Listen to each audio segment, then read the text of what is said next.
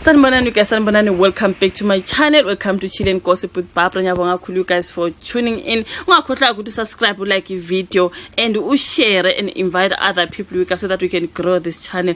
Now you guys in this channel ngifuna ukukhuluma ngoGogo Skhotheni. Gogo Skhotheni uye wezalana on the platform wa share ebantwini ukuthi yena she separate with indoda yakhe umonde wakashange. Indoda yakhe eminyaka you guys and they are cute together. Shame banomshado nje buke ngathi ba happy ba right. Bese simangele thina uGogo Skhotheni athi yena she's separate with her man. She's now a single girl. Gogo Skhotheni athi usingle yena.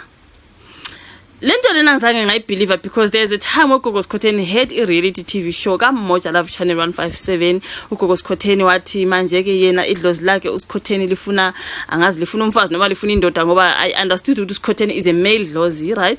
Idlozi lesilisa. So ngangicabanga ukuthi idlozi lesilisa mangabe lithi lifuna umfazi njengoba uGogo Skhotheni engumfazi oganiwe ugane nomonde shange.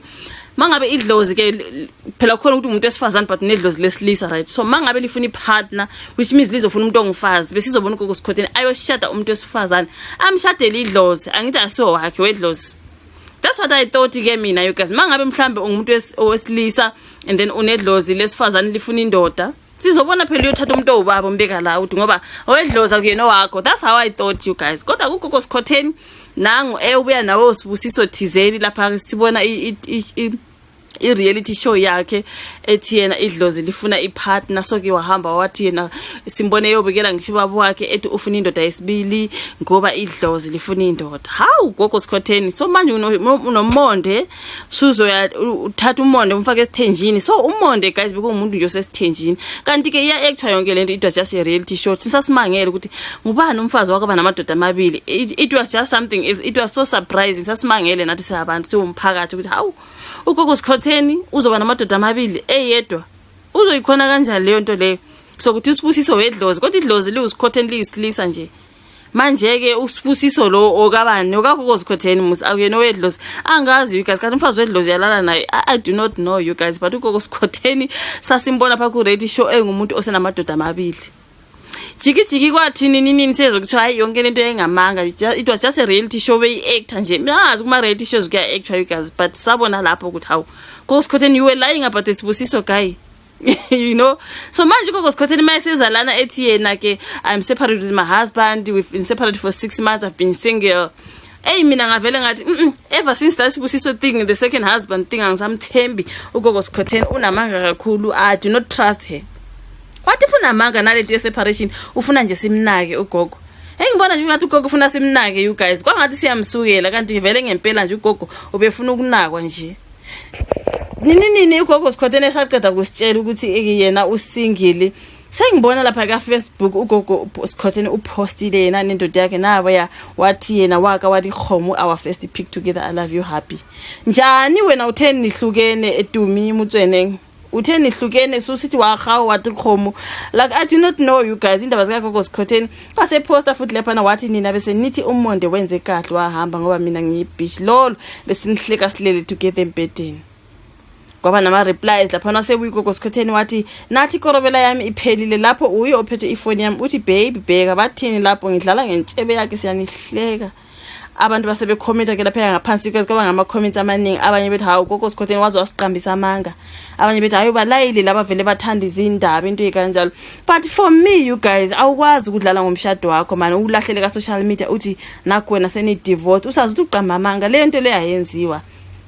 Zikhona izinto ongadlala ngazo but you can't toy around ngomshado wakho. I blame uGogo Skhotheni for this one. uGogo Skhotheni umuntu ohlala like esemehlweni abantu guys esemphakathini une podcast uGogo Skhotheni banokutrenda musinogogo mawenhlezi bangwapana sibabona njalo guys we watch them every day. So why it desperation to trend azadlale ngomshado wakhe athi yena useparate nendoda yakhe and even it's been for 6 months.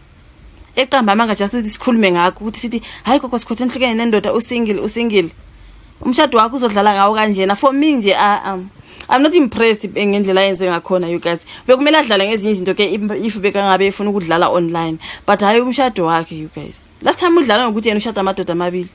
Manje sedlala ngokuthi umshado wakhe uphelile. Manje bangavuka uphele ngempela sizokwenza njani ke Gogo? Zikhona phela izinto usungadlala ngazo gele kodwa umshado wakho pho akwazi babona abantu ukuthi umuntu uhlolozela into wayikhuluma ezithi it's a joke yavele yenzeka. For me, I'm like, no girl, you can't udlale ngomshado wakho sisi uthi ngoba ufuna abantu bakhulume ngawe. Sikhuluma ngawe every time, sikubona every time, noma siya ka TikTok noma sila ka YouTube ne podcast sibuka Gogo Skhotheni why. So I desperation yoku trend ibingeyani. Like I do not understand you guys. Njalo uyamhlaza umonzi. Remember that last sikhathi mezothina ngendoda yakhe wathi ushada indoda yesibili idlozi lifuna umfazi wesibili. Ithela abamashaqabana nogogo maweni. Ugogo maweni wa reveal ukuthi she was lying you guys. Kwakungekho indoda yesibili wayiqamba amanga nje desperation for ukutrenda nje. Kwakungamanga lo wehlisa isithunzi sendoda yakhe. That was Gogo maweni saying that ngenkathi belwa noGogo Skhotheni. Ugogo maweni wathi wehlisa isithunzi sendoda. Even this time around mayizwe umshado wakho uphelile, for me still wehlisa isithunzi sendoda. Wenzani kade udlala ngomshado wakho kangaka? And bekushiya ukuthi kuthiwe enye reason ukuthi nje Gogo Skhotheni uyena ongathi ugqoka ibhluke lapha endlini ngoba indoda yakhe nje ngathi iye phansi kunaye phela upowerful yena ugogo. Sathi mhlambe isizathu ngoba vele ungathi upowerful phela udlula umonde ugela.